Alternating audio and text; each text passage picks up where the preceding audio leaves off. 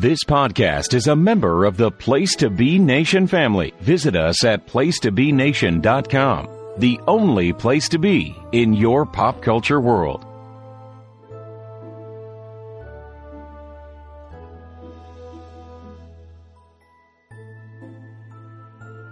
Place to Be Nation. Welcome back to a wonderful new episode, I guess you would say. Yeah, everybody makes fun of when I say that. Don't care. A wonderful new addition to what has been a fantastic. I think we're a year solid here. Are we? We're a little over a year. We're a year solid. And that, ladies and gentlemen, is the voice of my lovely co-host, and we are Miranda and Bianca, and this is Bells with Books. How you doing, Bianca? I'm good. I had a little slight medical procedure earlier this week. Mm-hmm. And your girl does not do needles or scalpels or anything related to... Scared the crap out of me. Anything related to the medical profession. I am not about that life. There's a reason I work with books. Right. And in this very, very, very slight medical procedure, I fainted. I scared everybody and their mother. So I'm just glad to be here. No. But let me tell the ladies and gentlemen out there how you scared me, because she comes in chat with our other best friend Susan. Hey Susan, and hi, Susan. She comes in group chat with our other best friend, our little tri-friend group we have here, and she's like, so don't worry, I'm okay. I'll explain it all later, but just so you guys know, I may have passed out at the doctor's office today. And I'm like, excuse me, what? It's like the most nonchalant, like, hey. They had to numb me. And as soon as she stuck me with the numbing needle, I immediately had ringing in my ears. I saw stars and I was out. And then I was being shooken awake, handed a glass of water. They were like, "Are you okay?" And I was like, "I'm And you're fine." Like, I guess. What? I don't know what I'm talking about. Because when you pass out, you don't know that you've passed out. So you're like, no. When the person, like when they bring you to or like try to get you up, they're always like, "Are you okay?" And you're like, "What are you talking about?" So my father-in-law did this a few weeks ago as well. Well, it's been about a month or so ago. He did the same thing, also just routine medical. It wasn't even a procedure. It was like just routine medical checkup.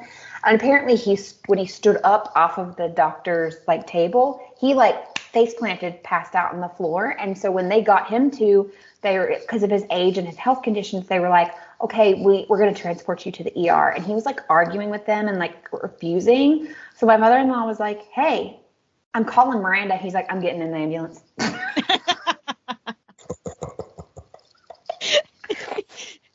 Because you will yell ferociously over the phone. I just have this, all my friends I play D&D with, I just have this mom voice that I have been told makes people do what they're supposed to. I've had it my whole life too, so I don't know. Well, you, Miranda, you have like completely just uprooted your life over there in Europe. I have. So if we have sound issues, I apologize. And I think I say this every now and then. But what is exciting about uprooting my life is I am actually going to go back to having a podcasting studio. Yay! I will no longer have to podcast from my living/dining room. But temporarily, I am in my son's homeschool room, and there's literally like 2 pieces of furniture in here right now because the movers just dropped off our stuff this week. So we uprooted our life, and we moved from Germany to Czech Republic. What's funny though is it Czech Republic or Czechia? So Czechia is correct. Remember the conversation you and Susan and I had about like how countries have different names? So like in English, you would say Czech Republic. Yeah. And to the whole like rest of the world, you would say Czechia. Okay. So they're both correct. Okay. You'll see both spellings done. But yeah. So, and what's funny is you look at it and it's so odd as an American because I only moved 4.5 hours away from where I was living. You basically just moved states. Right. I mean, I moved from the bottom of the state to the top, basically. You went from Mobile to Huntsville. Yeah, pretty much. But no, I moved 4.5 hours away. I am about an hour and 30 minutes outside of Prague. I'm in this little corner of the world where I'm like an hour and 30 minutes away from Prague, but I'm also 2 hours away from either Vienna in Austria or Bratislava in Slovakia. So I am not complaining. I genuinely, as a child, like, not to get sappy, but like, I didn't leave the U.S. until I was an adult, a full-fledged adult. And it was only because my husband had taken an overseas job and I was going to visit to see if where he was at was going to work for us to live, basically, as a family. So I'd never left the U.S. It was not something I ever thought that I could afford to do. It was not ever something. And honestly, once you get here, the affordability is just, it's actually cheaper. Like, it really is. So like, that does not surprise me in the least bit. No, I mean, and I could like give examples later if anyone is interested, but like, affordability is like fantastic. Like, my entire house with all my utilities and stuff, because I just got, it sounds like I'm bragging or being, I'm not, I apologize, but like, to explain it, the house that we are now in is significantly larger than what we were in Germany, and even larger in a lot of ways, rooms-wise, than what we had in America, and it is cheaper than both. Once again, does not surprise me. Does not, yeah, no. I can't wait for you to eventually, we've talked about it off and on about you guys coming over to Europe, so when that can happen, I can't wait, because you're going to be like, wait, that's all dinner cost me? What? Your ulterior motive here is to get me and Brad to move to Europe. I see your plan. Absolutely. You could be my neighbor and Widget can bark at Babe through the fence. It'd be great. I mean, not really, but I mean, you being next door would be great, but Widget and Babe be like, not so much, but yeah. No, but it's fantastic. I uprooted my life, but my books made it. And that is like top 5 priority. We're here. I know. So it was really funny. I was packing things in the back of my car that the movers couldn't take, or that I was like being extra protective for. And one of my good friends was helping me pack, and he looked at me and he goes, "Why don't you just give the bag of books to the movers?" And I was like, "Why don't you just put them in my car like I asked you to?" I know they're safe here. And he was like, "Oh my God." I appreciate it. I understand. Yeah. And I just got a bunch of new ones for free. So I was like, "No, can you protect them, please? Put them right here." Like. Well, now that you have our news, we will now give y'all book news and some social media updates. Book news. First and foremost, I finally read Fourth Wing. What? It was so good. I loved it. I gave it 5 stars. Yes. Even though it does have a few like we call Bianca Nono scenes. Yeah, and it's not without its problems either. Like, but it's just a good story. It's fun. Like, it's not life-changing literature. It's just a fun adventure fantasy story. And I'm so glad you brought that up, though, because I feel, and this is just my personal opinion, I feel a lot of the TikTokers that are like showing a copy, or where they're like, books I would never read, and they show like Fourth Wing or, you know, some of the others. I want to be like, you do know this is not supposed to be like Shakespeare hardcore literature. It's supposed to be just fun, right? Like, it doesn't make you less educated. It doesn't make you less well-read. Yeah.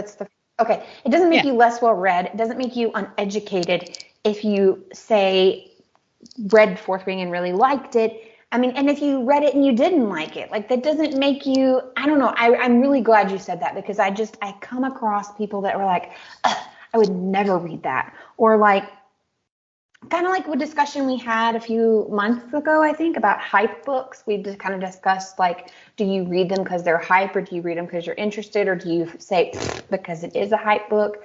Fourth Wing was a hype book. For sure. Like, I knew nothing about it until it deserved the hype, in my opinion, though. It was good. I think she did a good job. Do you want to give? Because I think your speculation/analysis, which is definitely a spoiler for anybody who has not read it yet, but I think yours is pretty chef's kiss. Would you like to give that? Yeah, I think it is. It's fantastic. It's a fantastic summary. So if you haven't read Fourth Wing and you want to, kind of skip ahead, because I want Bianca to tell everybody her speculations for the new book, Iron Flame, which actually comes out in just a few weeks, I believe. It comes out November 7th. And this isn't necessarily what I think is going to happen in the second book. I think this is what's just going to overarching plot for the whole series. Right. I think it's going to be 5 books. I think we determined that in the group chat. Yeah, we have a Fourth Wing group chat. I learned new things. I met new friends. Hey, everybody. And I did not know this until, was it Brittany? Either Brittany or Kelly. Brittany or Kelly, one, I apologize, was like, oh yeah, we were talking about the relationship and how quickly it happened in book 1. And she's like, so something is up because there's 5 books. And I was like, whoa. Like, my mind was blown.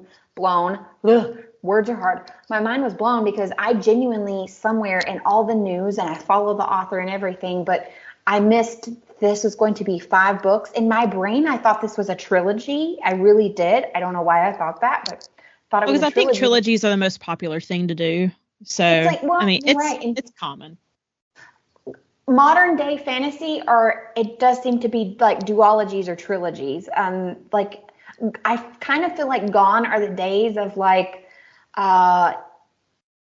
some of those fantasy series, they'd be like 11, 12, 13 books long. Yeah. I don't think that's as prevalent anymore. So yeah, my mind was blown when she said 5 books. So if you didn't know that, hi, we're good friends, because I didn't know that. But I think she's also correct to add to what you're about to tell everyone. I also agree, now that I know that it's 5 books, having such an in-depth romantic relationship happen so fast in book 1. Unless she was putting it there for the sake of having spice, which, that's valid. Very, very valid. But no, my predictions is that the main character, Violet, let me back up. I think Dane is going to end up killing Xaden. And then I think Violet is going to kill Dane out of rage, basically. But if Xaden dies, Violet may die. I say may because Violet has 2 dragons, so she has a chance of surviving in my brain. But yeah, if Xaden dies, then of course his dragon Sigil, I never learned how to pronounce her name. It's like Sigil or Seagal or something like that. But obviously, if he dies, Sigil dies, and then what's his name? Big old dragon, starts with a T. I just read this, but I cannot remember it. Anyways, I do this all the time too. It's her dragon, right? Yeah. Starts with a T. Why can I not think of it? I was going to say, keep going. Anyways, he's going to die. But since Violet has the golden dragon, I think that she is going to survive this. Okay. I think we'll get close to a Hunger Games type scenario where Violet's not going to come out of this the same person. Like how the end of Hunger Games. I think she's already a different person. Well, if you remember at the end of Hunger Games, crap, now I'm blanking on her name. Who did Jennifer Lawrence play? Katniss Everdeen. If you remember at the end of Hunger Games, Katniss was basically just kind of catatonic. And life was just kind of happening around her. Like she wasn't an active participant in life anymore. I have a feeling that's where we're going with this. But like I said, it's a fun read. I recommend it.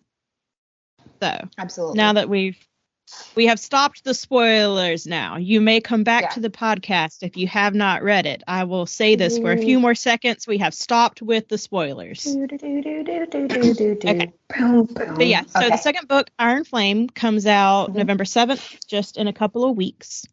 My local Barnes & Noble is actually having a midnight release party. I will not be there because I have work the next day. But they also have... Oh, concealer's fantastic. So is coffee. I will. At the release party, they're also going to have a special edition of Fourth Wing, and I've seen the cover for it. It looks really pretty. I have yet again ordered the German copy of Iron Flame. I promised you guys in group chat once I find the book, and I think I found the box that it's in today. I actually ordered the German copy of Fourth Wing because initially, if you remember, it was like extremely hard to find, especially when it blew up like it did, because we talked about they ran out. And we talked about on a prior podcast, apparently the sprayed edges and stuff, like nobody really knew, like no offense to this author, she probably had people that were like, oh, she's my favorite. Because I have authors that I'm like, she's my favorite, and I could talk about them all day long, but people are like, I've never heard of her. And it's okay. But I had never heard of Rebekah Yarros until all of this came out. But apparently the sprayed edges thing was something that her and her publisher did, not knowing that it would go like, so they ran out of the sprayed edges ones. And it just so happened that like the German ones are beautiful. They have sprayed edges and this gorgeous like cover behind the flap. And then they have a map in the front and the back. And I was like, if I can't get my hands on a physical copy of Fourth Wing that's gorgeous, because I want this to collect, because you know I'm not usually a hardback girly. I want this for my collection. What better than to buy it from the country I'm currently living in as well, so that like down the road I can be like, oh, that was an amazing book, and it was a special edition that they only made so many of. Oh, and by the way, mine's in German. So I decided to move forward with the collection. Same thing with Iron Flame. But apparently it's also sprayed edges, but they're just plain. Well, see, I haven't seen it confirmed. Like I've seen like the black sprayed edges, but all of the social media people keep asking, will there be a design? No one's responding. So I think they're keeping it under wraps. She showed off copies that arrived to her that were like the first prints, and the edges were sprayed, but they weren't design sprayed unless she is trying to keep it under wraps. And that's like just the initial copies. What am I trying to say? Like I don't know. I hope it has a design again, but man, like it was so hard to find. And then it was so hard for you guys to find that I went to the like German bookstore, and in the English section, they had hardback copies. Now it wasn't sprayed edges, but they had hardback copies of Fourth Wing, where I ended up shipping. I had like 3 friends that were like, can you find it? Can you find it? Can you find it? So I ended up buying and shipping to them the copy just so they could have one in general. And I was like, this is crazy. So, yeah. And that concludes our Fourth Wing discussion. Maybe we'll have another discussion after Iron Flame. I don't want to be pressured into, like, I know we have this group chat now, and I'm the one that brought up, like, hey, are we all going to stick around in this chat to, like, read Iron Flame? But I also commented, like, I know some of us won't be able to read it initially. Like, I don't know if I'll jump straight into it the day it comes out. We'll see. Yeah. Depends. But another cool thing that I saw on TikTok this week comes from a creator called Bill Reads. You can just type in Bill Reads, like reading a book, and he'll pop up. He has a great voice and accent. He's English. But he did something that I thought was pretty nifty, and he called it an unhaul. So instead of a book haul where you go to the store and then you film what you got at the store, he was doing an unhaul. And he was very clear that he was not going to be selling these books that he was unhauling. He genuinely wanted to give them away to people that he knew would appreciate them. So he was like, okay, this would be for my friend that likes this. This would be for my friend that likes this. This will go to Goodwill so that Goodwill can make some money and help out the community and stuff like that. Like, he was not directly making a profit off of this. Right. And he got rid of 32 books just in that 1 3-minute video. I'm proud of him. 3 of them broke my heart because it was the Caraval trilogy. And I was like, no, those are so good. Don't get rid of those. That was the only ones that I went no. That's on my list to start still. I will make an episode of this podcast all about Caraval, and then you'll be forced to read it. Okay, fair enough. But then I gotta think of a series that I absolutely want you to read and be like, well, then I'm gonna make one about this. I like how we're mean to each other. You're gonna read this. You will read this. Which, speaking of you will read this, not getting away from Bill, like, I want to go back to that. But speaking of you will read this, you actually were trying to surprise me with something. And Kelly told me. Kelly went and ruined it. But I'm still so freaking excited. That made me so happy. Like, you don't understand how happy I was. So for our September episode, we covered Cozy Fantasy, and Miranda talked about a book called Legends and Lattes. And you described it so well, and you hyped it up so much that Kelly went and read it. She read it in like 4 days. She sped through that thing, and she absolutely loved every second. She wants to read the prequel, I think. Yes, it's coming out. It comes out in like just a couple of weeks as well, and it's a prequel. Boned. Oh my goodness, give me a second. Bonedust and something. Yeah. Sorry, I should have the Bookshops and Bonedust. Bookshops and Bonedust, yes. And it is actually a prequel, so it is going to be about Viv's life prior to us meeting her in Legends and Lattes. But my understanding is Travis Baldree, who is the author, is not done with Viv's story. So we will get more. But people really had a lot of questions about Viv's past. And that's where, when he was writing, that's where the inspiration took him. So he went to her past. And I can't wait to read that. I'm so excited. Yeah, she told me, she was like, tell Miranda that I picked this up. And I was like, ooh, I didn't, this is partly my fault. I didn't tell Kelly that I was going to surprise you on the podcast with it. So when we all got in the Fourth Wing discussion thing, Kelly was like, tell Miranda, I absolutely love this book. And I was like, Kelly, no. I'm still so excited. So on November 14th, a week after or 7 days after Iron Flame, you can pick up Bookshops and Bonedust. And I will say I am on German. No, that is American Amazon. Okay. I was like, wait, I'm on German Amazon. No, I'm not. I'm on American Amazon. It says November 14th. So I recommend that. And if you're into the audiobook, the author himself is the narrator. And I think he has a very soothing, comfy voice. So there's that. But yeah, the whole idea of an unhaul is fantastic. I do love watching hauls, like people being like, oh, here's my Temu haul, or oh, here's my Bookshop haul. I do love those, but there's something oversaturated about watching hauls as well. That I love the idea of watching people do an unhaul, or like, I'm going to give these away. Here are books I really enjoyed, but I'm giving them away with this person in mind. I think that is just beautiful. I agree, because it also shows that just because you see something like all over TikTok, whether it be like the latest book blowing up or something like that, like it doesn't mean you necessarily need it or that it's for you. Right. It's a nice reminder that you don't have to buy every single thing you see.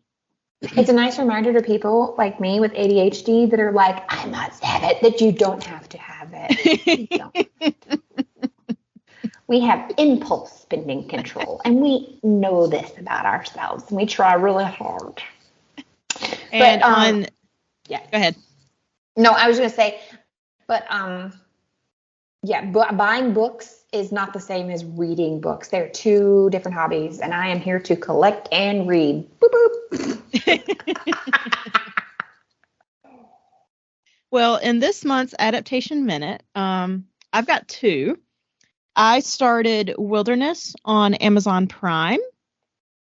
It is really good so far. Can you give I think me, I'm about halfway I don't know through. anything about it. So it stars Jenna Coleman and okay. Love her. the blonde dude that was in Haunting of Hill House. Okay. But he plays her husband. Oh wait, I think I did see the preview of this. Oliver Jackson. Yeah. Yeah. He played Luke. But it's based on a book. Have not read the book though. But after watching the series, I don't think the book would be for me. Okay. Because it gets quite spicy. It's spicy, and if I'm not mistaken, it a lot of adultery as well. Correct? Yes, the whole premise. I do remember this now. I do remember the previews. Yeah, the whole premise is kind of based on he has cheated on his wife, and she's basically out for revenge. With Ashley Benson from Pretty Little Liars, correct? Yes. Yeah. Which is another series based off of or a television series based off a book series that I really enjoyed. So. I've started that. I'm about halfway through. So far, I do recommend it. We'll see if I keep recommending it once I finally finish it. How many episodes is it? 10? Okay. 8, so 10. Pretty normal to what we have been getting. Okay. Yeah, it's like a mini series. Okay. I have also, back in my younger teenage years, I did watch Vampire Diaries, but I would only make it through about season 3. I've rewatched 1 through 3 probably 5 times. I have finally made it to season 4. Oh. I am in season 4. I forget what, this afternoon, I just watched the Miss Mystic Falls pageant one. Oh, this show is like one of my favorite shows. Did you ever read the books by L.J. Smith? I read the first one. It's been literal decades since I have, though. I remember not liking Elena. I love TV Elena more. I will say that. And I actually like TV Damon more as well. They are vastly different, but I think the way that they ended up doing the TV series is just fantastic shows. Like I said, this is literally one of my comfort watch. Like, I love this TV series so much. I started reading the books. I was an adult when it all came out, but I was instantly hooked. I remember not making it all the way through the book series, though. I think it was like book 5. I was like, some of this is absurd. What? Some of this. Well, I mean, to be fair, the TV show does that too. It does, but I don't know. This is okay. I hate to say this. Normally, you say the book was better. On this instance, I think the television show was better, and the spinoffs as well are just really good. I don't know if you watched from what any. I can remember about the first book that I read, I will say the TV show is infinitely better. Yeah, the TV, it's fantastic. There was, I don't remember what season. It comes later, but and I don't want to spoil it. I won't spoil it for anybody, but I actually talked about this on an old episode of Geek and Sassy, where I was talking about this show, and this, it was around the time that I lost my father, and this episode like really hit me hard. And so like, I was like snot crying at this.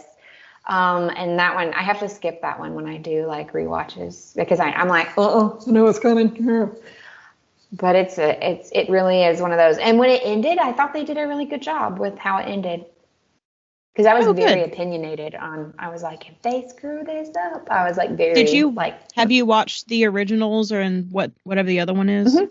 The originals and so I didn't watch the one that came out a couple of years ago where it's like, all the kids of, like, it's not spoiling anything, but it's like all the kids of are now at this school, like going to school together. What was that one called? Legend? No, hang on.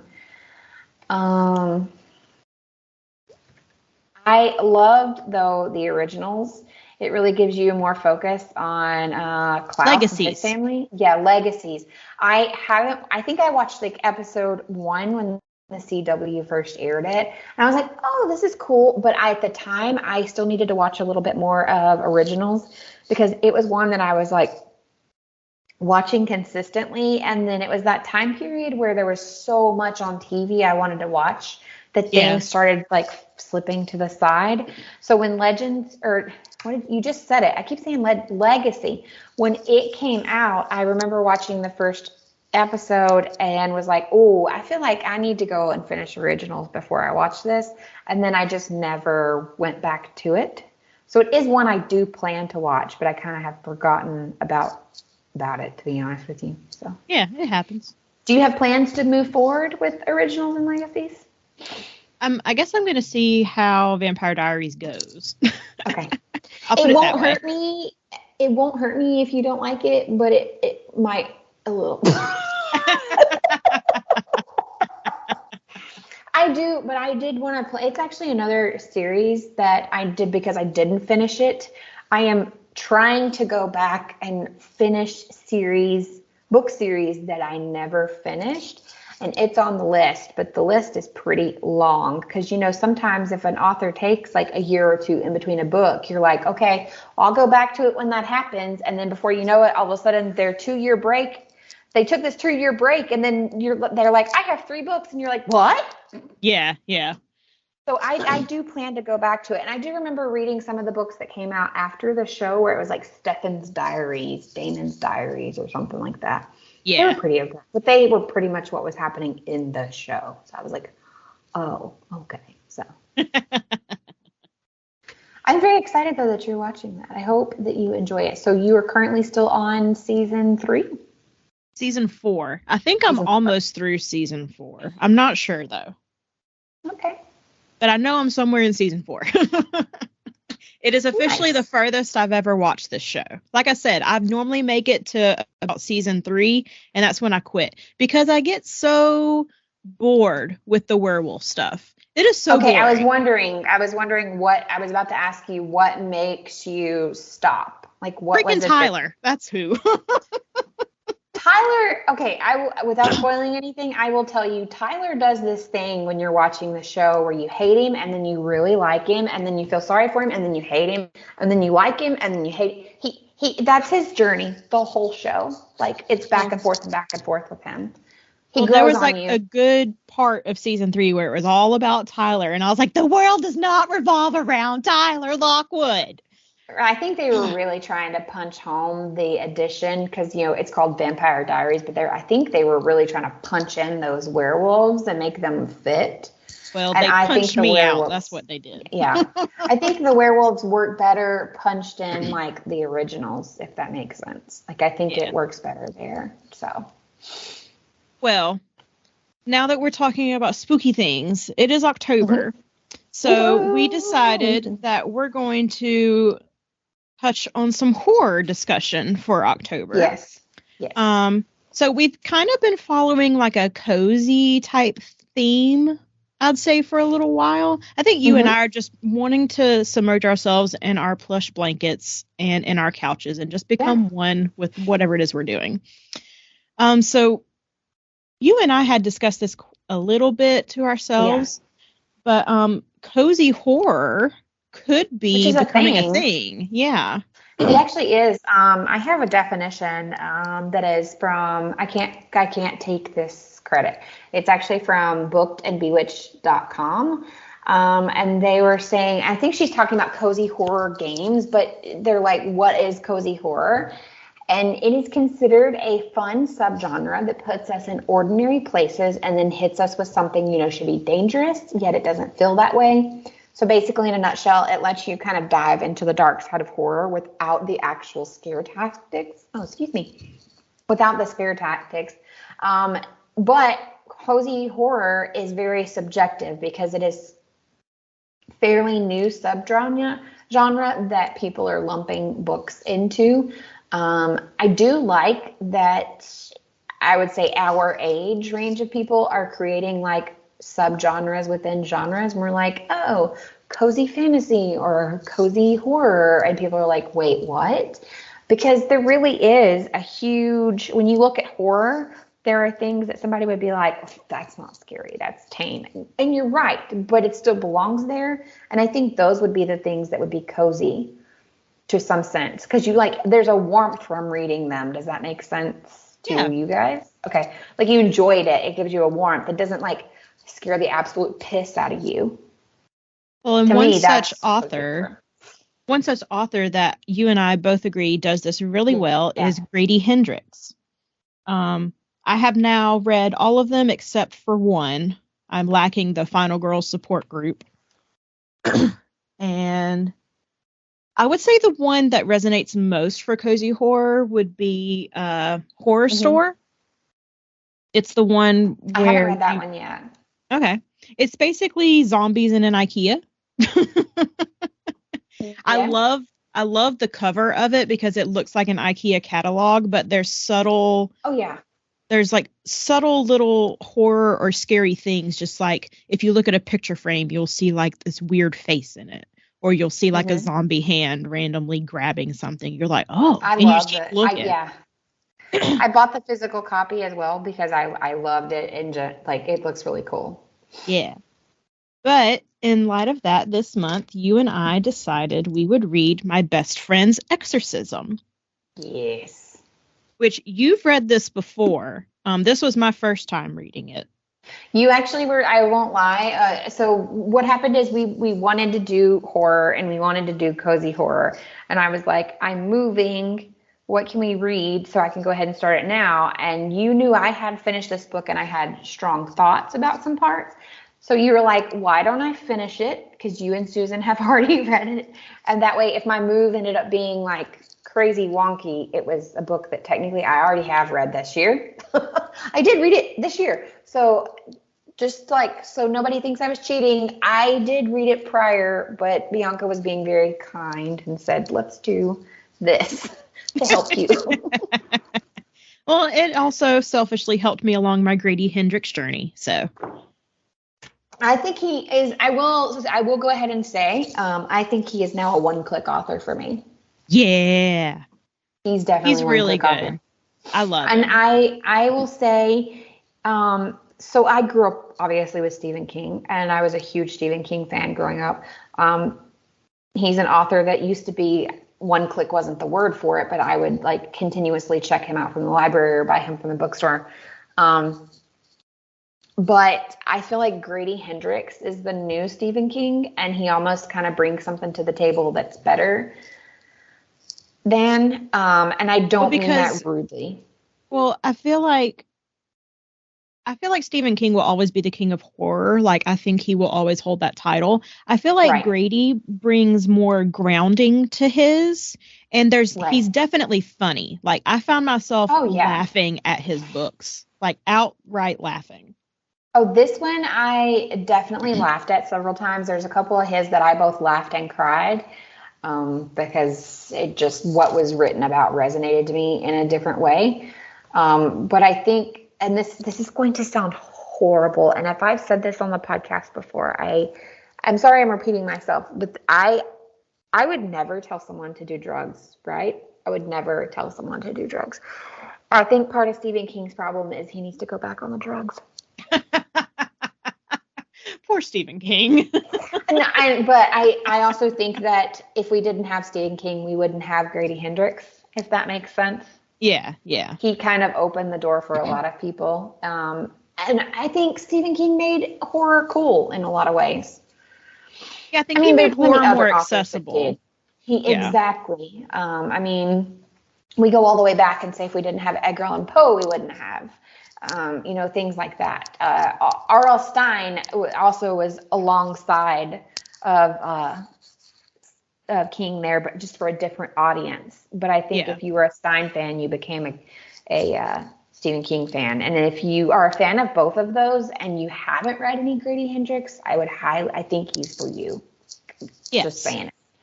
Absolutely. Before we deep dive into my best friend's exorcism, I will just read the quick little synopsis on the back so that if someone wants to come back and listen later, you're welcome to. It takes place in 1988. We're back in the 80s, baby. Woo-woo. In Charleston, South Carolina.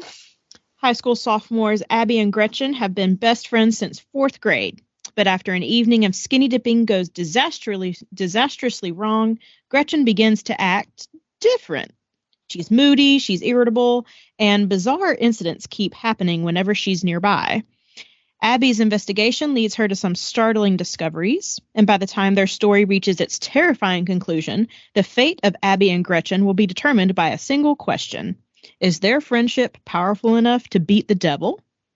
Like an unholy hybrid of Beaches and The Exorcist, my best friend's exorcism blends teen angst, adolescent drama, unspeakable horrors, and a mix of 80s pop songs into a pulse-pounding supernatural thriller. And that's just literally what's on the back of the book. It's fantastic.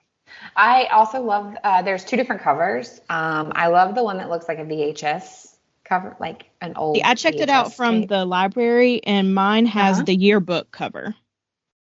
That one's really cool too. So a lot of 80s vibes, obviously creepy situations, definitely characters to root for, I would say. Yes. Fast paced, and we'll talk about it in a minute, but E.T. Come on.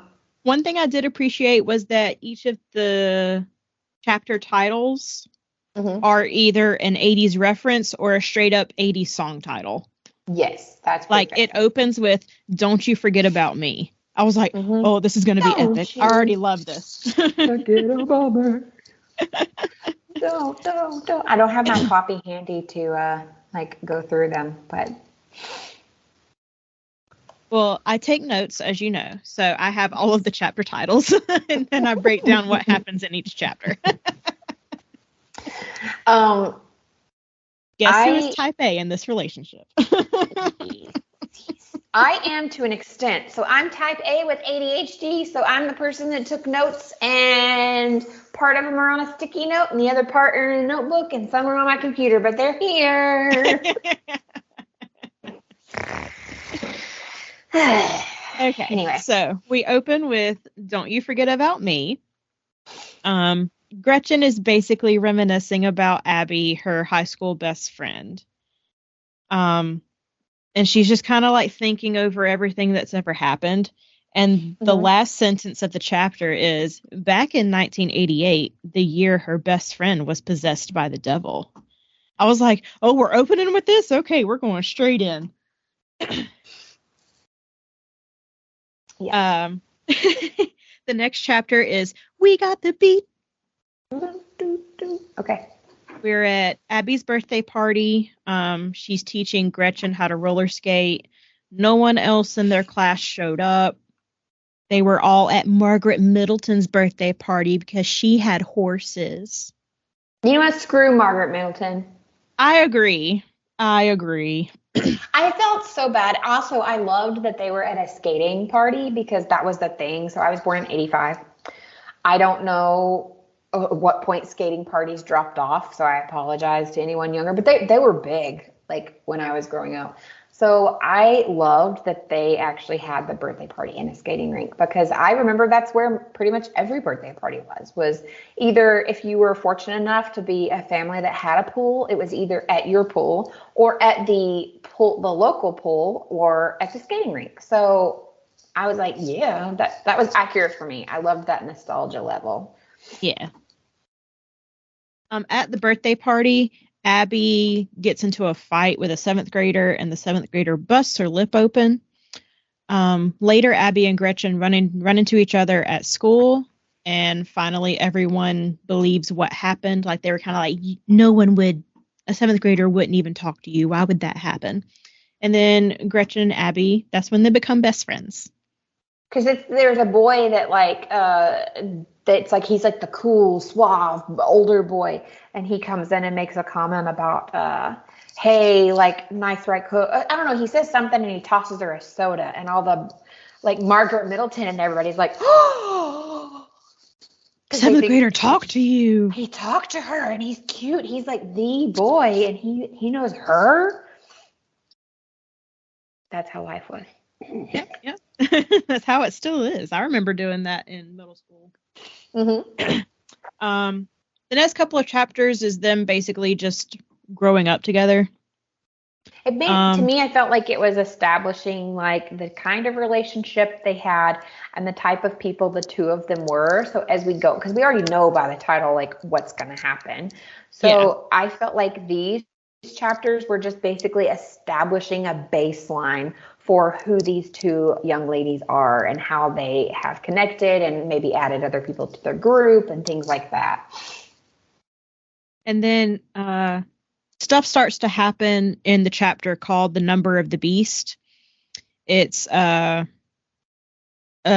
group of 4 friends. It's Gretchen and Abby, of course, and their close friends Glee and Margaret. There's Margaret. Yeah. They're being teenagers in the 80s. They're dropping acid, doing drugs, smoking, drinking. I mean, what else was there to do in the 80s, I guess? I wasn't born yet. I don't know.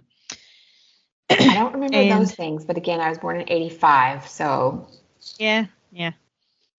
While doing all of that one night, they were having a sleepover, and they decide to go skinny dipping out in the river that is behind. I forget whose house they were at, but they were at one of their houses. Is it Margaret's house?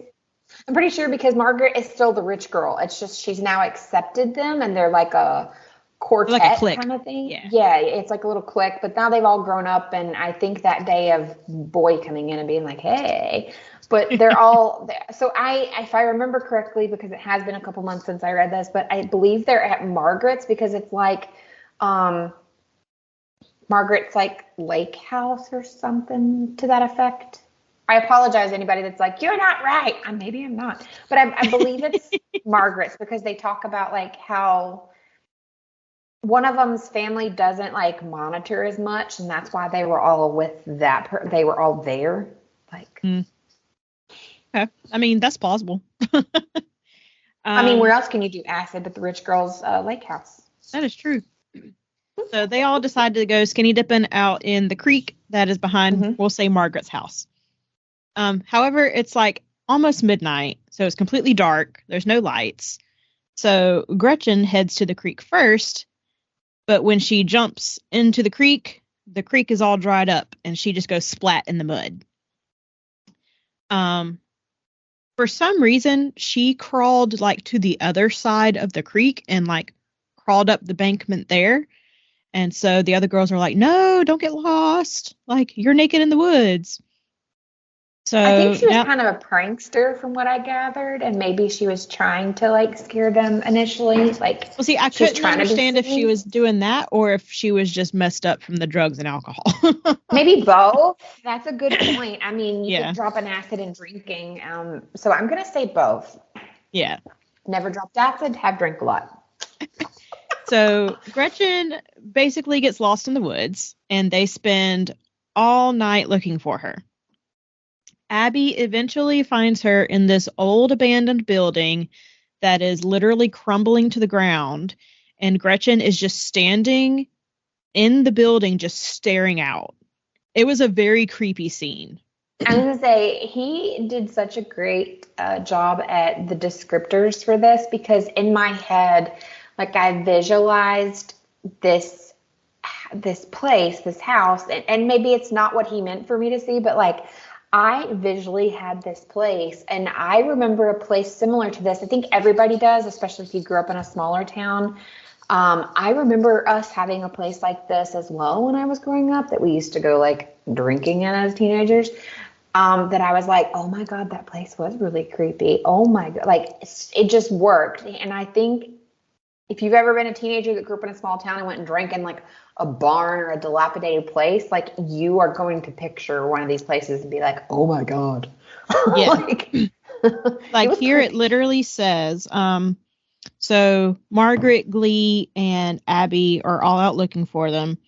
And this is the scene that we're talking about. Abby felt the pressure of someone watching her and she spun around. Nothing but tree trunks.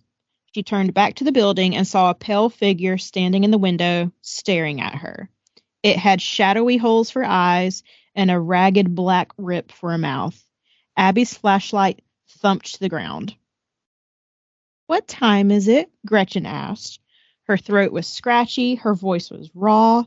Then she disappeared from the window and came around the side of the house, stark naked except for her sneakers, smeared up to her thighs with scales of pluff mud, filth streaked over the rest of her body, hands black, leaves in her hair.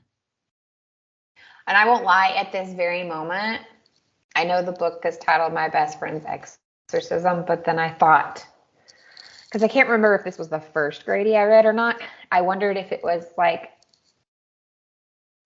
if exorcism was going to mean something else. And at this very moment, after she described like the figures and stuff that she saw, and I think there's something else she says about like she thought she heard a voice or something, I genuinely thought an SA had happened. Oh, yeah. Well, that's like kind already, of what like you're... I thought that could happen.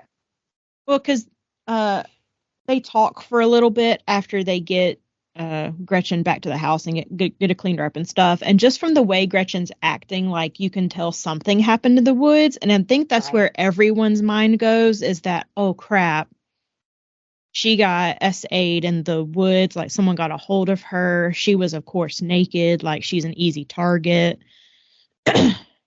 So I think naturally that's where everyone's heavily intoxicated. She's done acid. She's already naked because they were going to skinny dip, and then she got away from her friends.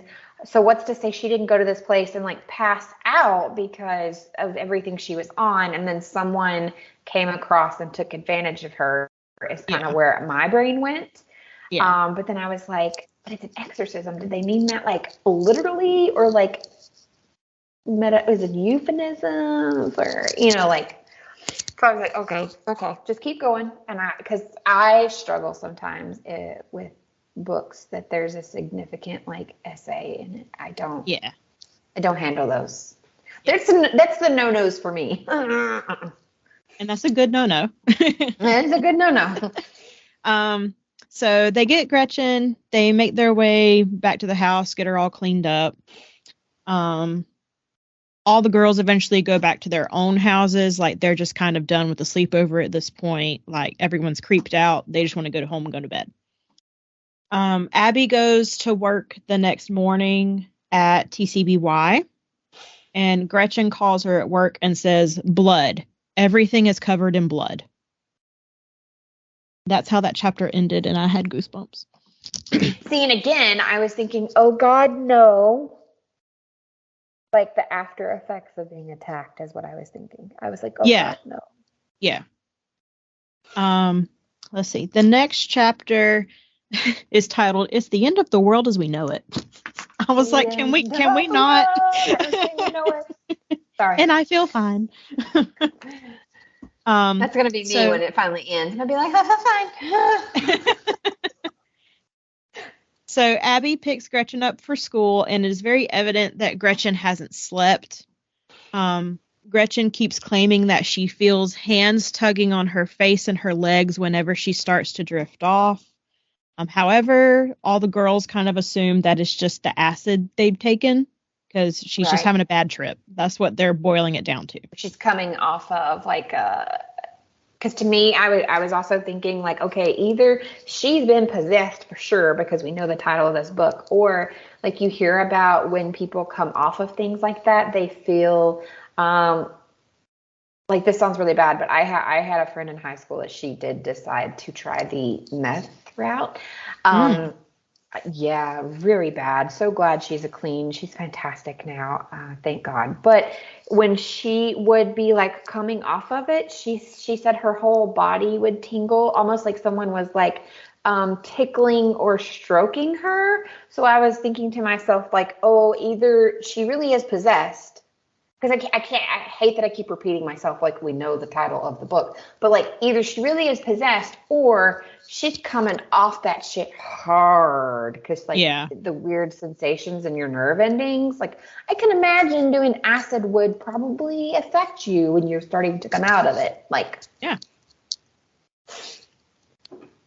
While they are at school, of course, they have like an anti-drug like meeting, for lack of a better word. Yeah, basically. And during this, Gretchen kind of gets into like a shouting match with, I think it's Margaret's boyfriend. Yes. I didn't take notes on that, but I want to say it's Margaret's boyfriend. It's Margaret's boyfriend, and he apparently is kind of a butthead. Like he's popular, he thinks he's better than everybody else, stuff like that. Yeah. But they kind of get into it, and she is sent to the front office. And when she comes out of the office, she gets into another fight with someone else. And during this fight, she starts puking, like, a lot. But what's weird is this puke is white. And Abby also notices that there are black feathers mixed in with it. And does she see the feathers moving of their own accord? Listen, if you start vomiting white with black feathers in it, know that I am immediately calling a priest, okay? Okay. Thanks, okay. I appreciate it.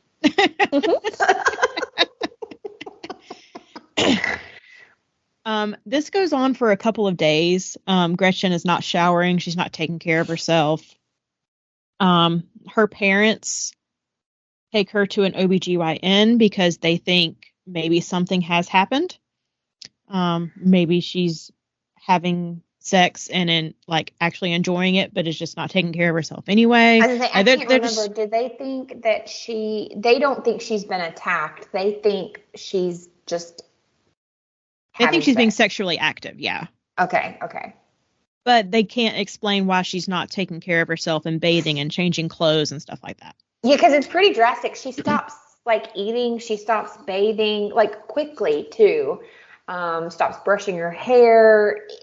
Basically, all forms of taking care of herself in any normal capacity, not happening. Not a thing. Well, and the parents also claim that they hear noises coming from her bedroom at night.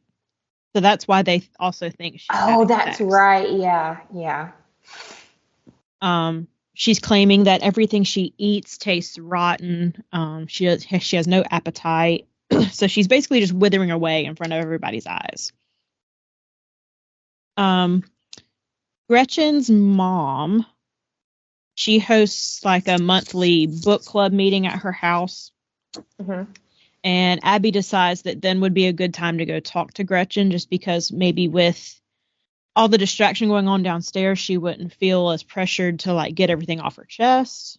Mm-hmm. So all the women are drunk. And it sounds like it's more of a gripe drinking fest than it really is a book club. Yeah, because they never really discuss the book. I think she talks about that. She's most of them don't read it. I don't know. There's comments made about that I kind of that's part of the book where I was kind of laughing, actually. I was like. And during the party, Gretchen actually decides to dye her hair. And she also starts to say dark and very weird things that normally Gretchen would never say these things. Because her family was really religious, if I remember correctly. Yes, they were very religious.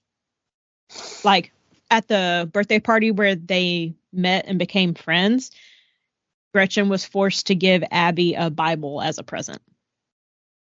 Oh, that's right. And she tells her, I didn't want to give you this. I wanted to pick out, I forget what it was. I wanted to get you such and such, but it was something E.T. related because Abby had always been obsessed with E.T. Yeah, the whole party was E.T. themed. Yeah. That's why I was like, an E.T. But so Gretchen's just not making any sense. Abby can't really hold a conversation with her.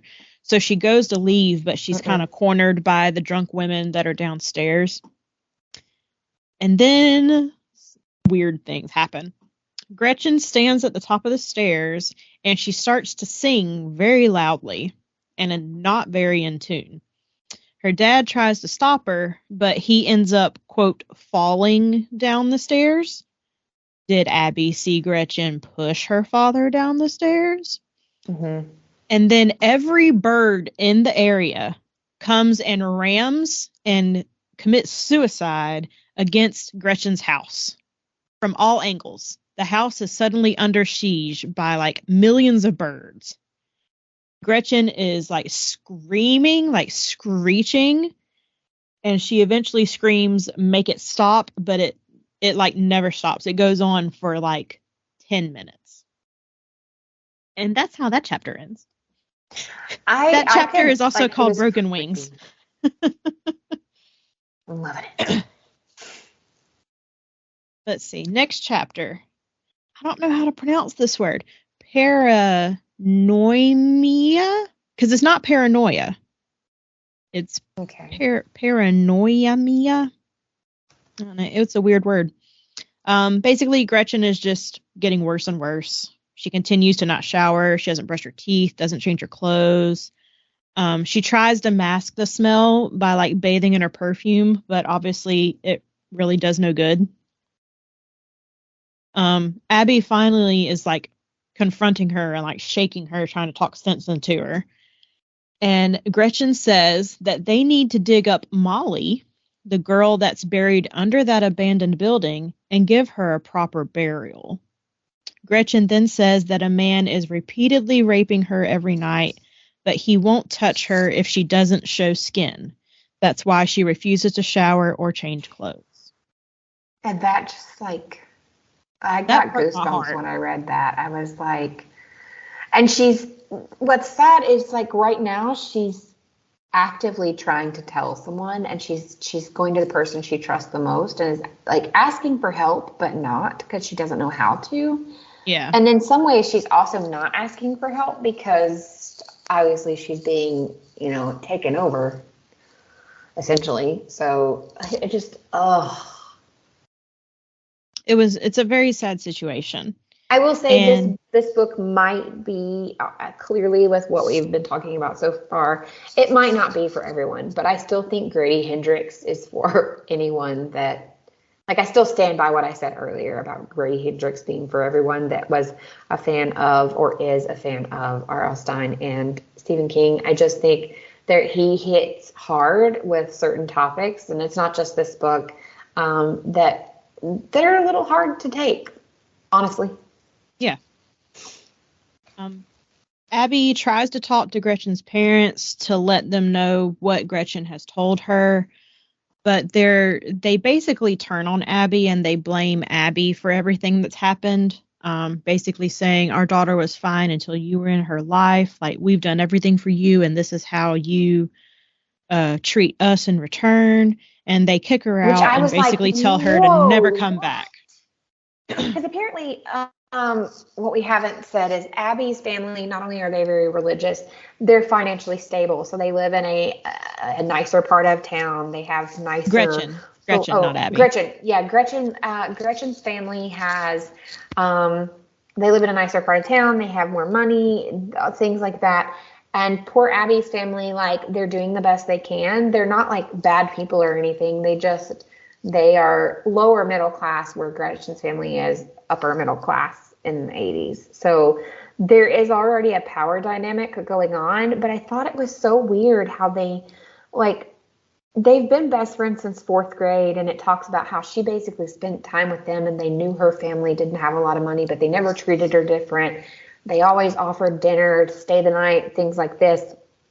I didn't like that they told you all of that. And then the first time she tries to go talk to them in genuine concern about the person she cares the most about, they immediately jump to, like, it's all your fault, and she's not been the same since she met you. And I'm like, they are teenagers. They've been friends since 4th grade. Like, what? It just seemed like that was the one part of the book that I had a disconnect from, because I felt like it was such a jump that I was like, what? And then it also made me wonder if it's kind of like the Horcrux theory of Harry Potter. That's exactly what I was thinking. Okay, so I'm not alone in this. So, like, I did not like this part because I felt like it was disconnected. It didn't make sense. But then okay, the whole Harry Potter Horcrux, and I'm sure everyone knows this, but for those of you that don't, the Dursleys, when we first meet them, are described as like typical, normal, everyday family. They're not great, but they're like, it's the best place for Harry. And then obviously we see them being horrible, horrible people. And the theory is Harry, as a Horcrux being around them, it made the like nasty in them come out more. So it did make me wonder the nastiness that is going on in this home right now because of what Gretchen is going through. Is that what caused them to jump straight to it's your fault, Abby? Or have they always felt this way and this was just they were like, oh, finally we have a reason to tell her how we really feel? No, I absolutely thought that it was more of a Horcrux situation where they had been trapped in the house with Gretchen for a few weeks now. Mm-hmm. And it was just feeding off of their, for lack of a better word, evil or sin. Yeah. Instead of like one person. Yeah. It makes sense to me. I thought about that more today. There's a true crime case I'm watching from Crime Weekly. I highly recommend them. But because it's October, they're also kind of doing the same thing that you and I are doing. And they normally cover true crime, but they are covering a true crime that has a possible paranormal / devil made me do it to it. And that was the same thing as these people were normal until this certain situation started happening. And I was like, you know what? Yeah. But since Gretchen had like confessed to Abby that she was being SA'd over and over again almost every night, Abby, of course, is trying to like narrow down suspects. Mm-hmm. And she starts to suspect Wallace, Margaret's boyfriend, just because of the way that Gretchen like reacted at that DARE seminar thing. The fact that he very well could have been out in the woods behind Margaret's house that night. Like maybe he was trying to find Margaret or something, I think is what she says. Yeah. And instead he came across Gretchen and was like, well, why not? Yeah. There were some things in the book, I'd be curious to see how you feel as well. There were some things when she was like, I think it was him, where I did have a moment where I went, what if it is? What if it is? Like Grady wrote him in a way that I was like, it could be. It could be both things. Because he's not the nicest person. He's a jerk. He's a jerk, and he's made some comments, and there's some small things here and there that I'm like, it could be. That's what happened. Yeah. Abby tries to tell Glee, their friend Glee, about her suspicions, but Abby doesn't know, because she's telling her on the phone. Abby doesn't know that Glee had Margaret on a 3-way call, so Margaret heard everything. So she has suspected it, though, because doesn't Glee tell her, like, hang on just a second, I have to such and such. And listen, this was done in the 80s and 90s. I don't know if you remember this, but, like, people would constantly, like what we would do is, like, my friend would have a crush on somebody, so I would call that person and be like, hey, what do you think about so-and-so? And then get the guy to say, the problem is you'd have the other person on there, so you're either about to break their heart or make them really happy. So, like, I feel like Abby should have known when Glee was like, hang on a second. Because I immediately went, oh, shit, she's about to add the other girl to this call. Yeah. And, of course, Margaret does not take too kindly to Wallace being accused of all of that. So it kind of blows up the friend group, and Glee sides with Margaret. So Abby is just kind of on her own little island now. Yeah, because, I mean, Glee and Margaret now are like, well, we hate you. And I kind of get it. I mean, if you had come to me and been like, the person that you care so much about, your boyfriend, he attacked our friend. And I'd be like, what? Like, it would be hard to accept if it really had happened. But if it hadn't, you would be angry. And then, of course, Gretchen really isn't talking to her, not really. And her parents, Gretchen's parents, have just said, like, don't come, like, you're dumb, like, it's your fault. Yeah. Like, poor Abby. It's like going back to her birthday party all over again when she was in 4th grade and no one showed up. It really is. Gretchen does eventually show back up for school. Oh, and the title of this chapter is Total Eclipse of the Heart. Total Eclipse of the Heart. And evidently this was a thing back in the 80s, like for real. they had a thing called Slave Day, where a student could buy another student for the day and they would be their slave. Yeah. I have no recollection of this, but I did some research and it was evidently a thing. It was, and it used to happen mainly during, like, as someone who's looked at yearbooks and stuff from the 80s, clearly I didn't start school until almost the 90s, but apparently it was big during, like, homecoming and stuff. And it was usually, it sounds really bad, but it was usually, like, raise money for, like, something at the school, and it was horrible, and I'm so glad we don't do it anymore, but yeah, it was a thing. Yeah. Well, Abby is forced to be Gretchen's slave.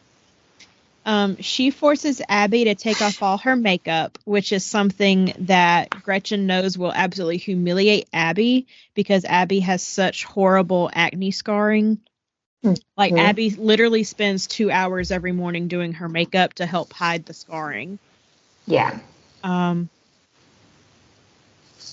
So she forces Abby to, like, take off all her makeup. Gretchen smells and looks even worse now. And Abby yells at her, saying she's officially lost the last person who cared about her. Gretchen tries to call Abby that night, but Abby ignores it like she's completely done. But Gretchen shows up to school the next day suddenly 100% better with a brand new haircut. Yeah. Which I will say, I was intrigued. So the whole slave day thing, by the way, I looked up on Goodreads, and a lot of people were commenting. They were like, I definitely did not happen in my school in Pennsylvania, but maybe I'm blocking it from my memory. But there was a girl that said she was from upstate New York, and they had senior slave day until the late 90s. Good grief. It was definitely not a thing at the school I went to. I've seen some yearbooks from the school I went to. I think it was a thing, if I remember correctly. It was not a thing when I was in high school. Like, we did not do that. But yeah, I think it was very weird, though. But it showed, so this whole day showed just how much Gretchen had changed, because she wasn't just hateful to Abby. She was, like, disgusting. Like, I don't know the best acronym. I don't know the best adjective to use right now. But, like, this really showed just how much Gretchen had changed, and whatever had a hold on her was, like, in control. Because those were things, like, I would never share your insecurities or your private moments that you have told me about with anyone. That's not for anyone else. So not only did she do that, she did it on such a level, because if I remember correctly, she takes her in the bathroom and she starts calling her, like, disgusting names. And it's like, yes, you take that makeup off right now, you dirty blah, blah, blah. Like, he visually, like, I pictured myself, no one did this to me, so that's not what I'm saying. This was never happened to me, but, like, I pictured myself as Abby, like, visibly crying in a bathroom because someone was talking to her. So he does a fantastic job of both, like, jarring you.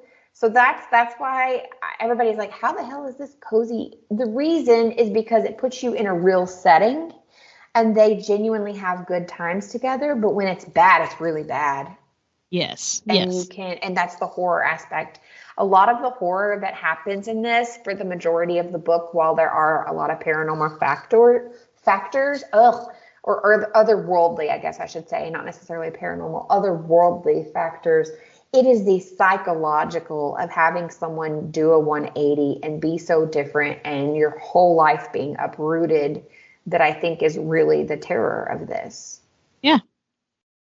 Because along with all of this, Margaret and Glee are suddenly friends with Gretchen again. Abby is now the outcast. Abby tries to talk to, their school has a priest, like, at the school. Yeah, I can't remember. Is it like a private Catholic school or something? I don't know. But he talks to everyone, kind of like a counselor. They don't ever mention a counselor, but they mention this priest several times. So Abby, his name is Father Morgan. Abby tries to talk to Father Morgan, but he's not really listening. He kind of assumes that Abby is scared of losing her best friend, and that's why she's projecting problems onto Gretchen. Like, he tries to make it about psychology and not demon possession. Yeah. And then they also have a group of guys come visit the school to, like, spread the word of God, like be missionaries, basically. It's like a theatrical drama show. Oh God, we used to have these. Did you have these ever? Yes. They would come in and do this theatrical drama about abstinence, and like I remember the people that. Side note: if any of you never went to these things, so no offense to anybody that is religious or believes any of this stuff, but these shows they put on, they really were trying to terrify you. And I know the one that stuck in my head is they did this play about abstinence, right?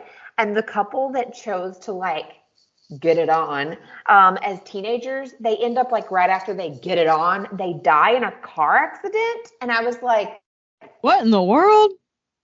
Yeah, it was like, you will be punished for premarital sex.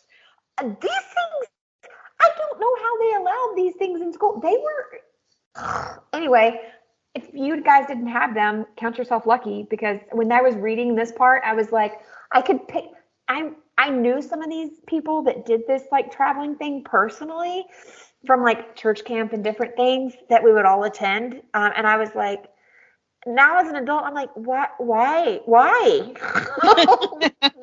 were we doing these? Yeah. But at the end of the like demonstration, the youngest one, Christian, he comes up to Abby and says, I can see the demon that is attached to your friend Gretchen over there. And Abby absolutely believes him. Well, yeah. I mean, I would. Yeah. A couple of days go by. Abby is observing what's happening. Gretchen has started giving Margaret a, quote, miracle milkshake that melts the fat. So Margaret is losing weight at an unbelievable rate.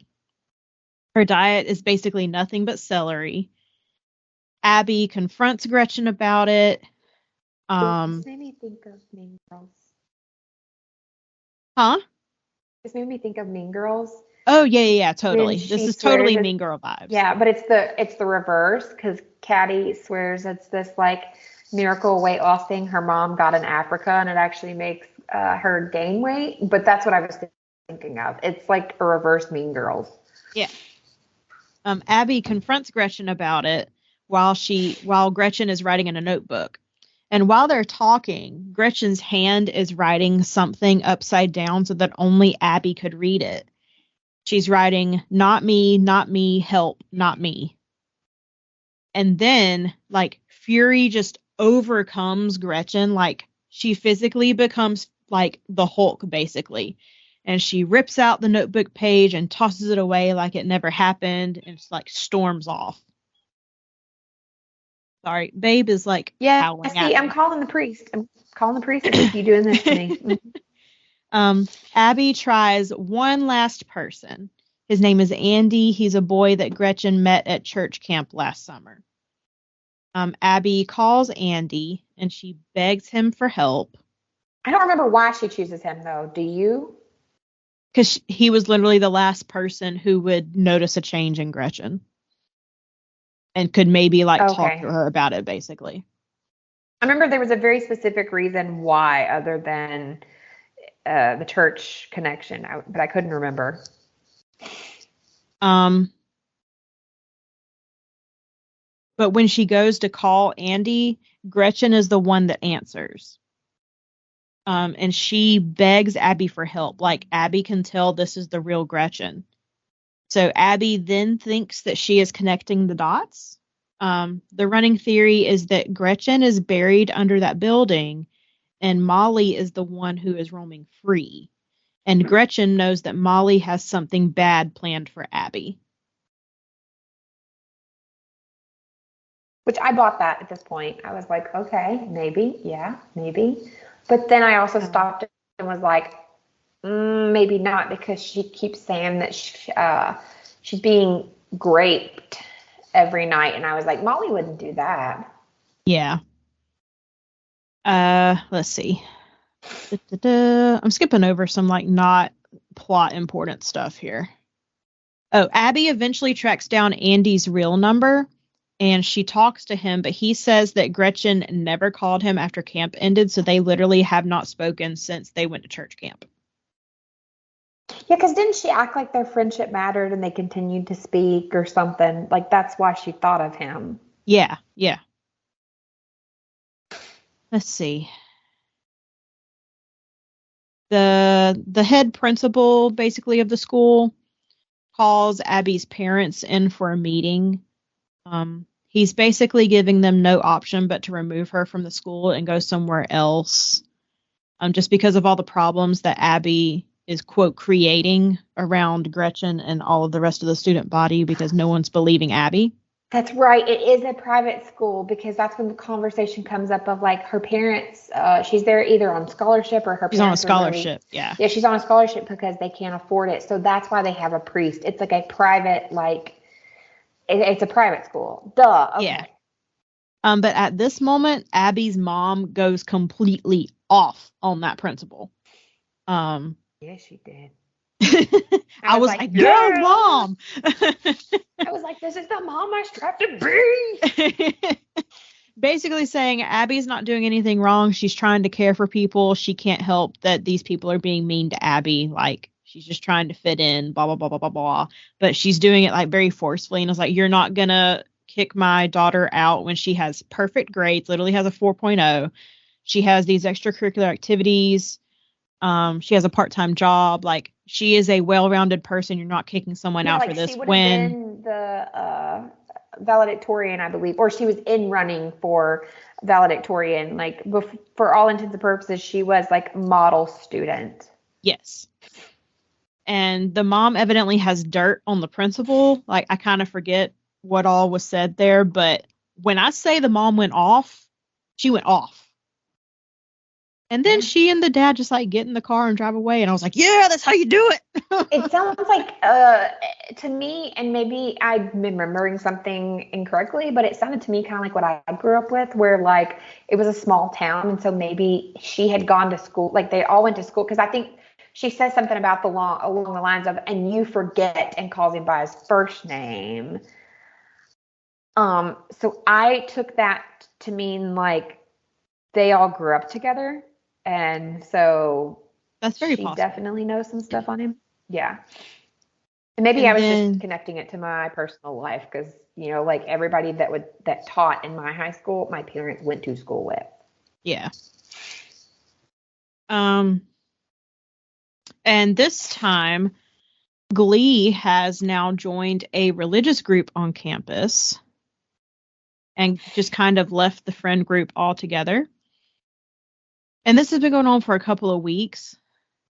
So there's like a pattern of Gretchen befriending someone. Yeah. Well, Gretchen was slowly like isolating everyone. So Margaret was going to be obsessed with her weight and this diet. Glee was going to be joining this religious cult and doing all of that. Abby was going to have no friends. Like, this was all a plan that Gretchen had. The same day that the meeting with the principal happened, Glee is standing at the top of the bell tower on school campus, topless, no bra on, just her boobs out free. And across her breasts are written "For You" in Sharpie, and she smells like vodka. And she starts throwing papers off the top of the tower. And they I forget who goes and gets her, but someone gets her down. I forget who goes and gets her as well, but listen, there's a lot of stupid things I would have done for, obviously, clearly this is for a boy of some sort, before you, but no. No. The next chapter is titled Like a Prayer. Abby decides to call up Christian, the guy who said he could see the demon. he says, yeah, I'm an exorcist. And he and Abby hatch a plan. They need to drug Gretchen. He's like, yeah. Their plan is to drug Gretchen and get her alone and tie her down and wrangle the demon away from her. Listen, I did not like this plan. I did not either. It was not a good plan. Although, have you ever watched a show or a movie or anything where an exorcism is not violent? Because I haven't. They all seem extremely violent. And the ones I've heard about that have actually been done to people sound horrific. Yeah. So to add to, I would call a priest if you did these things. I would make sure that you were not harmed if we had to do an exorcism on you. Thank you. You're welcome. Some other stuff happens that I do not want to touch on.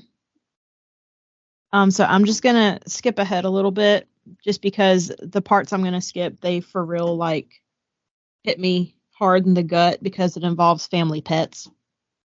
Okay.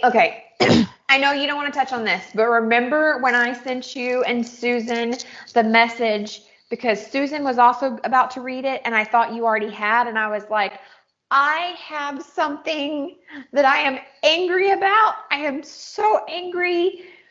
And I should have seen it coming. They told us it was coming. They told us. They warned us from the very beginning. That's was that the part that got you? Okay. Mm-hmm. It was Good Boy Max. Mm-hmm. Good Boy Max. Mm-hmm. See, I forgot everybody else's name, but I remembered Good Boy Max. And I still, when I think of this book, it haunts me. Like, I finished that part, and I grabbed Widget, who was asleep, and was like, you know how she is. She does what she wants. She thinks she runs this house. She kind of does. And I picked her up, and I was like, I love you so much. And she was like, God, put me down. What is wrong? What's wrong with you? What'd you read? Why do you read stuff that bothers you, Mom? Yes, I was like, that's when I told you Grady Hendrix, my first Grady Hendrix books, and he traumatized me. That bothered me. I know there's an exorcism happened. I know we've talked about SA like 20 times. That bothered me. Yeah. Mm-hmm. But the next chapter that I am going to talk about, it's called Don't Stop Till You Get Enough. Don't stop till you get enough. Oh! Abby and Kristin, they do drug Gretchen. They do kidnap her. They take Gretchen to her family's beach house that's like an hour or two away. And they plan to do an exorcism in the guest bedroom. I hate this because it's kidnapping. Like, yeah. Oh. They straight up kidnap her. They tie her to the bed. They spend like pretty much a whole 24 hours trying to coax the demon out. Kristin has his salts. Nothing's really working until Andrus, I think that's how you pronounce the demon's name. He finally emerges at the same time that Gretchen begs for help, so you hear two distinct voices coming out of Gretchen's mouth. Yeah. Kristin leaves to go get his father to come help. Is it his dad or his brother?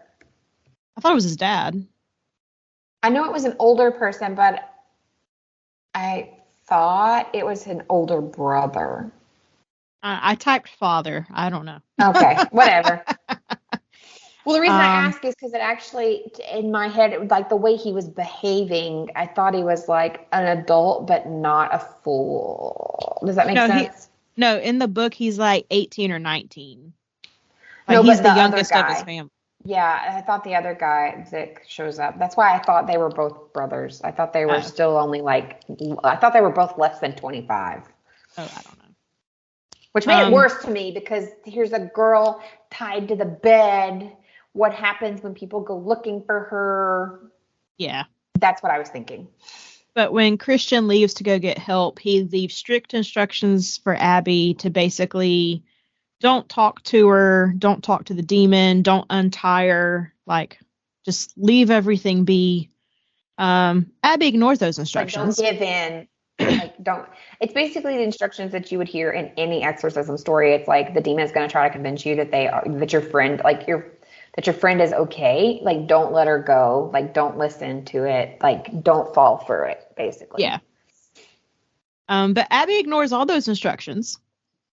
And I think she unties her hands. Or maybe her feet. I don't remember which one. But she unties something.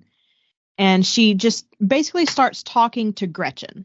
Trying to get through to Gretchen. Right. And she uses all of their mutual interests to get Gretchen out. And eventually, the love that they share for each other is like so strong and can basically overpower anything that Andrus, the demon, is cast out. He is gone. Yeah.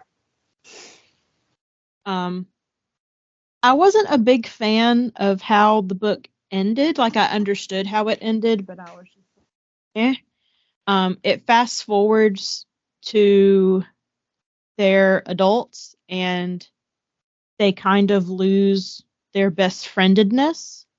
Which does, I mean, in all fairness, how many people can say that they are still super, super tight, close, best friends with the person that, I mean, and it's the exception to the rule. I will say, like, my very best friend from, like, birth, she and I do still talk, but like, it's not that we've lost our best friendedness, but at the same time, like, life just happens. So I don't like it, but I found it very, like, realistic because it does happen to the majority of people. You don't usually stay as close friends with the person that you were super close with in, like, high school. Not normally. Yeah. So, like, I understood it, but they just, that's kind of how it ends. It's like, hey, we're still friendly, but not best friends. Yeah, because it says, it says Abby and Gretchen still kept up, but it was phone calls and letters, then postcards and voicemails, and finally emails and Facebook likes. There was no falling out, no great tragedy, just 100,000 trivial moments that they didn't share. Each one an inch of distance between them, and eventually those inches added up to miles. And it literally says they were best friends on and off, and then they lasted 75 years. Yeah. And that's the end. I do love, though, when they were fighting the demon and everything was coming out, because there's something about a best friend relationship, and I've learned it as an adult that you can have more than one best friend. It is very possible. As a teenager, as Abby and Gretchen age, I didn't think so. I thought you had, like, your core group, and then you probably had one person that was, like, your best friend. But I loved that it was so true and raw because she actually starts, like, shouting into the storm that is going on. And she's like, I love you, Gretchen Lang. You are my reflection and my shadow, and I will not let you go. We are bound together forever and ever until Haley's comet comes around again. I thought that was so cute. That is very cute and very sweet. Well, my favorite part is I love you dearly and I love you queerly, and no demon is bigger than this.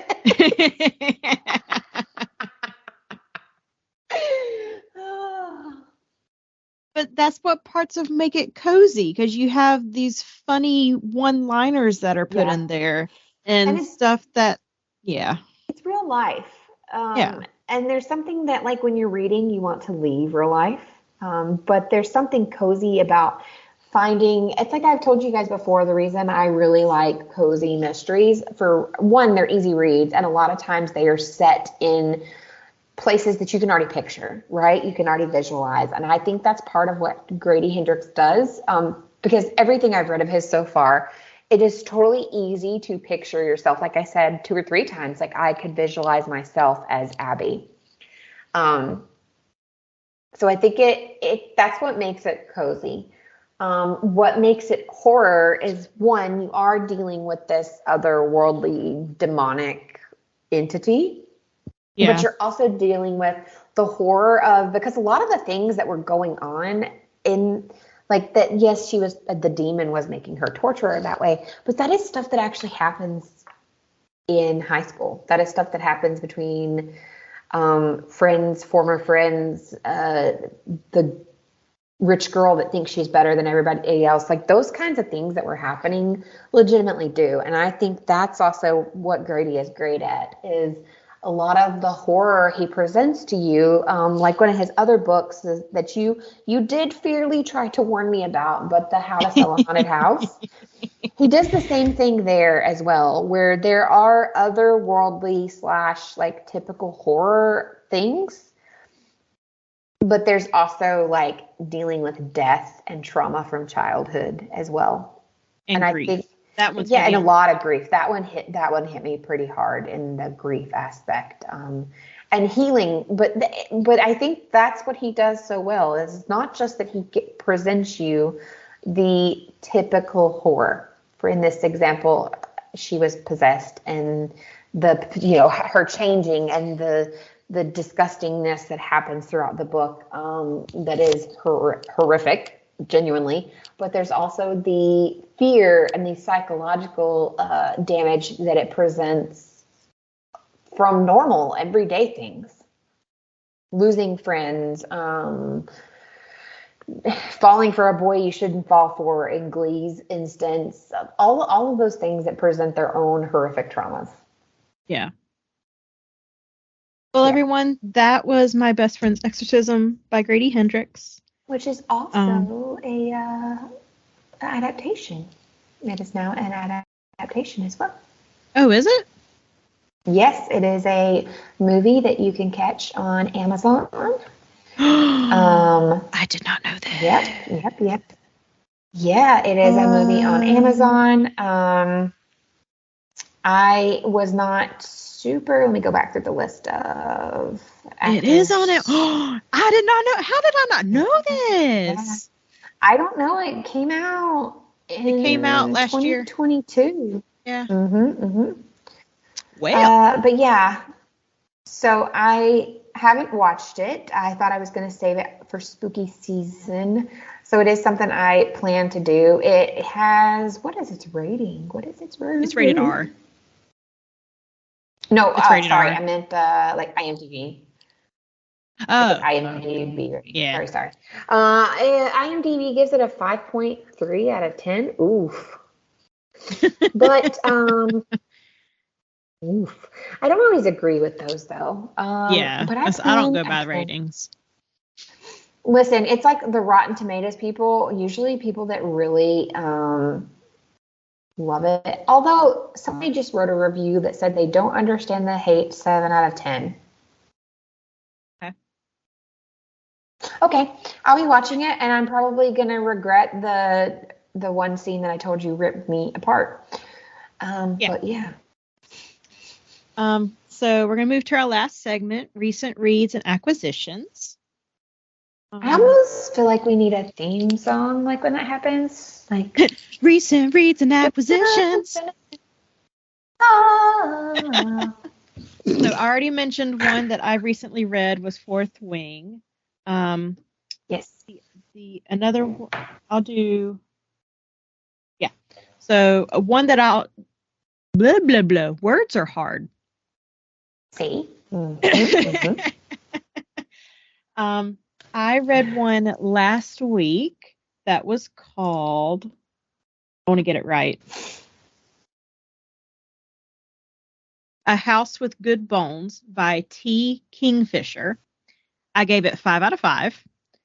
It's another slightly spooky one. Is that the first T. Kingfisher that you've read? Yes. Okay. I loved it. I read it in 2 days. It was so good. Another one I picked up is called Wildwood Magic by Willa Reece. I am almost halfway done. However, I've been reading this since the beginning of October. It is now October 22nd. I don't know if it's not for me or what. I'm having a problem getting into it. But like I said, I'm halfway through, so I might as well finish it. It's a lot.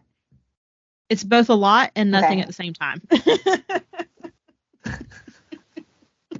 I don't know how that makes sense, but it makes sense in my brain.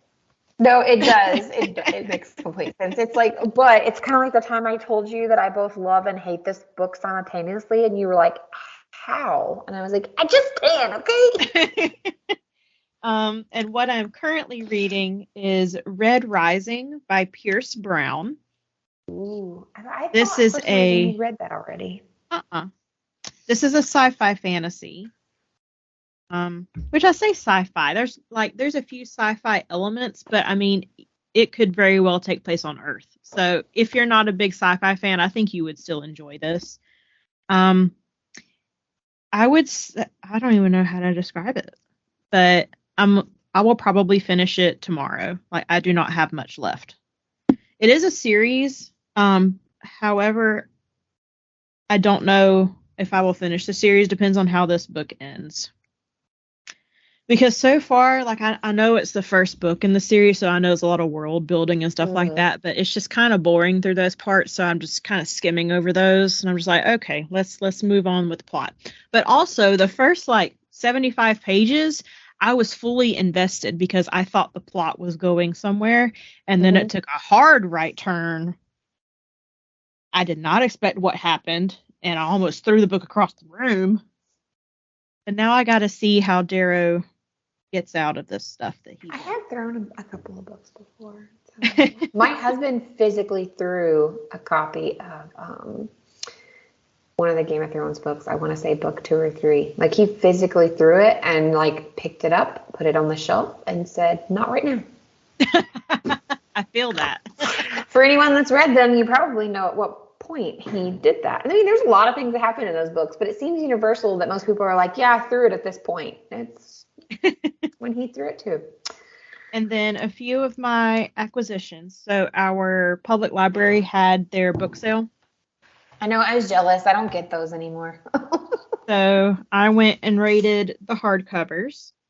I just quick and dirty: Firefly Lane by Kristin Hannah. The Giver of Stars by Jojo Moyes.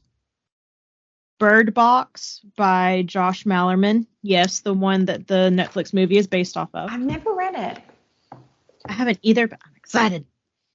A Cuban Girl's Guide to Tea and Tomorrow by Laura Taylor Namey. The Bookshop on the Shore by Jenny Colgan. I read a Jenny Colgan book last Christmas. Absolutely loved it. It was so adorable. That was one of the kind of cozy Christmas books that you chose to read. Yes. Correct? Yes. House of Hollow by Krystal Sutherland. Got a creepy looking cover. That's so cool.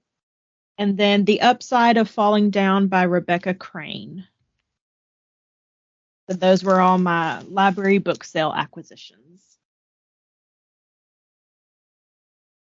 Cool. What you got? What are you reading? So I am currently reading, and I'm going to title this TikTok Made Me Do It. Valid, very valid. It's very valid. I actually think Instagram made me do it, but TikTok sounded better. So I actually went on a journey. I wanted to find books. This sounds silly, but I wanted to find books that had pumpkin in the title somehow. I don't know. It was a mood I was in, okay? And I read a book that I had actually already watched previously, the Hallmark movie of, called Pumpkin Everything. And that's kind of what kicked it off, which, by the way, is super cute. It's predictable. I mean, it got made into a Hallmark movie. I don't think I have to explain it. But if you enjoy those kind of things, you'll enjoy it. But the book Pumpkin Everything by Beth Labonte is what kicked off my desire of finding books with the name Pumpkin in the title. And I'm over here tapping on it like it's ASMR. I don't know why that brings me joy. It's called The Pumpkin Spice Cafe by Laurie Gilmore. I found out it's spicy. Did not know this when I bought it. It looks like it's a cozy, like the cover and everything. But I found out it is spice. It's got some spice in it. But it's very enjoyable. I am not done, so I don't really know what it is, but it's about 350 pages, so also not ridiculous. Its tagline is "'Tis the season to fall in love." That's so cute. It is. It's very cute. It has a lot of cozy vibes to it. It really does. It kind of starts like a lot of the cozy mysteries or cozy romances that I like to read. Her aunt gives her her beloved pumpkin spice cafe in a small town called Dream Harbor. And she, of course, jumps at the chance to kind of get a fresh start. She has a very dull desk job. And the love interest is Logan, who is a local farmer who avoids Dream Harbor's gossip at all costs. But Ginny's arrival disrupts his routine, and he wants nothing to do with what he thinks is this irritatingly upbeat new girl, except he finds himself extremely drawn to her.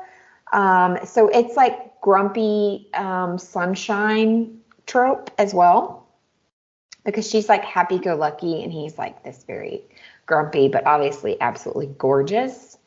So it's like city girl, country boy, grumpy, sunshine, cozy, with spice. I'm digging it. The cover's adorable too. So that led me to, I also purchased, because Amazon was like, if you like that, you'll like this. I purchased Pumpkin Spice and Not So Nice by Becky Monson. I have not started it yet. I know nothing about this, but I read her author biography and I was like, sold, you and I would be best friends, because it said Becky Monson is a mother of 3 and a wife to 1, but she would ditch all of them for Henry Cavill. Me too, girl. Me too. So I haven't read it, but those were 2 that I purchased myself. I've been very good with the purchasing lately, because they had pumpkin in the title and I liked the cover, so I physically wanted to hold these in my hand. So there's that. But I would like to give a huge shout out to publishers, and I don't know which ones, so I apologize. I would like to give a huge shout out and thank you to publishers that work with MWR programs. For those of you that don't know, MWR usually is morale, welfare, and recreation. They are military related and usually have an MWR on every post. And what they do is provide different things for the community. Sometimes they have, like for us this year on 4th of July, they brought in Chef Robert Irvine, and they did like fireworks show, things like that. They also have like special different things, like if you're attached to the military somehow, you'll know what MWR is. But they have some sort of like program where MWR gets sent or pays for yearly books that will come into the library. Everyone that I've seen so far has been paperback, and they come directly from the publishers. A few of them that I have got have even said like advanced reader copy on them. But you can take these for free if you were attached to the military library, obviously. But these are just for free.